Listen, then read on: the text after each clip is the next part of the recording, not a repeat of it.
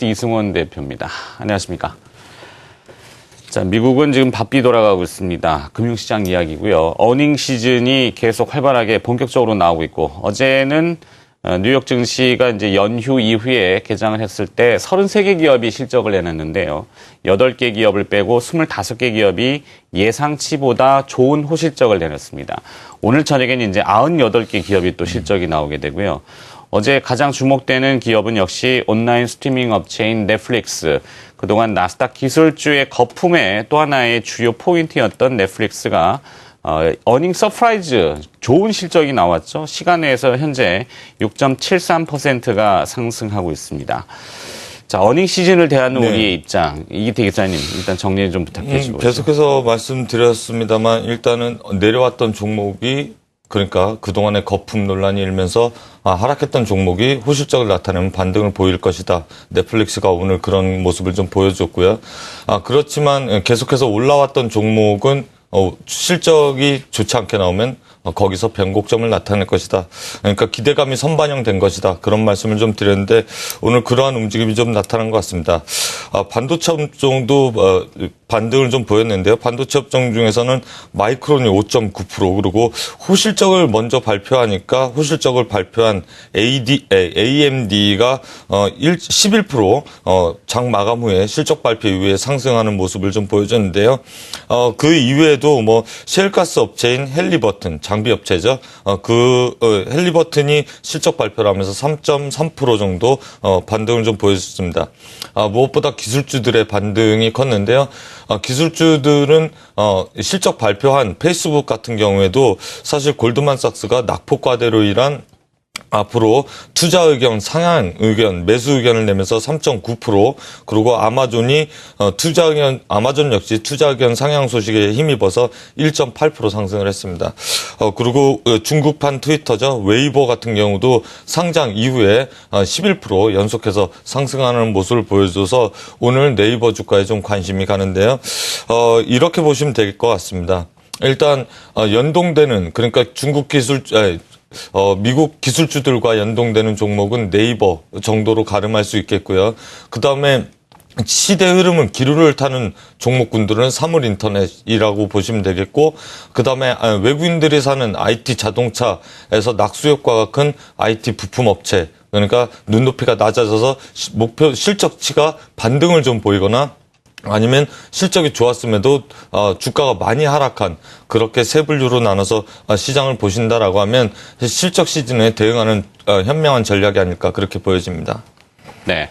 자, 지난주에는 기술주의 가장 중심인 구글이 조금 좋지는 않았습니다만 예상보다 주가는 그렇게 타격을 받지 않았고요. 이번 주에도 어제 넷플릭스, 이제 오늘 저녁엔 길리어드 사이언스라고 하는 바이오 기업, 제약 쪽이 또 나오죠. 이승원 대표님, 이기태 기사가 여러 가지를 잠깐 해주셨는데 빠진 부분, 어제 반도체 설계 업체 램버스도 실적이 좋았어요. 그죠? 네, 일단은 시장에서 생각했던 것보다 실적에 대한 쪽이 좀 잘 나오고 있다. 그것이 이제 미국 시장에 대한 상승에 대한 동력으로 작용을 하고 있고요. 반면에 이제 그것이 코스닥, 그러니까 한국 기업들과 연결상을 짓긴 좀 어렵다라고 좀 보고 있습니다.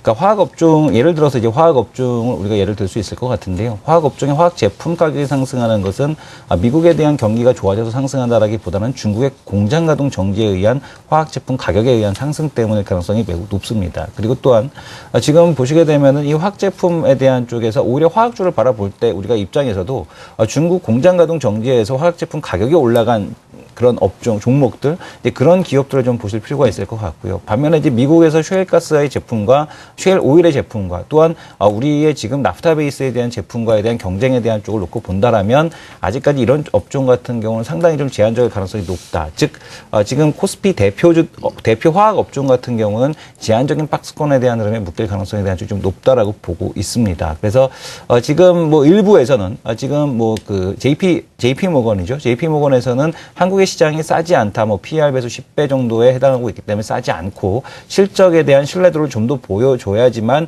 외국인에 대한 매수가 가능할 것이다라는 얘기를 했는데 국내 기업들도 지금 1분기가 바닥이라는, 그리고 좀 더 개선에 대한 속도를 좀 보여줘야지만 추가 상승이 가능하다라고 보고 있습니다. 그래서 실적보다 오히려 이 대형주 쪽보다는 이 중소형주 쪽이 아무래도 2분기까지는 좀 더 유리한 국면에 있지 않을까 이렇게 보고 있습니다.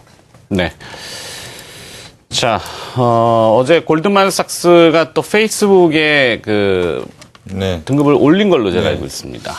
뭐 일단 오늘 네이버가 좀 영향을 받을 수 있습니다. 네, 그렇게 보여지는데 저는 좀 약간 다른 시각을 좀 보여지는 게 LG화학의 그 투자 의견이 좀 높아지고 있다, 상향되고 있다라는 전혀 섹터는 다른데. 네, 그런 모습을 좀 보여주고 있고요. 외국인들이 집중적으로 매수하는 종목들을 보면 일단 2000선의 안착 이후에 기관들의 펀드 환매 그 물량을 받아낸 것을 봤을 때도 일단 2000선 안착 이후에 외국인들의 공격적인 매수가 좀 더 들어올 수 있느냐, 저는 들어올 수 있다라는 방향 쪽으로 보여지는데 그 근거는 주가가 먼저 일단 반등, 2000선까지 반등을 보여주고 그 목표 주가 하향 추정치가 계속해서 스탑을 못했지만 최근에는 하향 추정치가 스탑을 하고 반등의 기미를 좀 보여주고 있다라는 부분이고요.